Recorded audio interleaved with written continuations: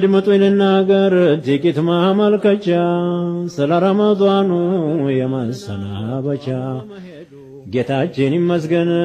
ደረስን ለዒዱ ነገር ግን አዝነናል ጧሙ በመሄዱ በጦም ያምር ነበር የሁሉም መደዱ ተወልውሎ ገብቶ ሁሉም በመንገዱ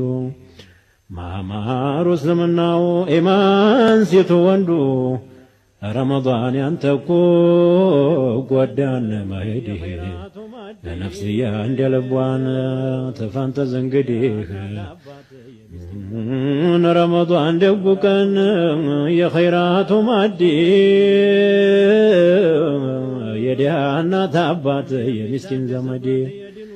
ተወራቱ ሁላን ያላቃው ሶመዲ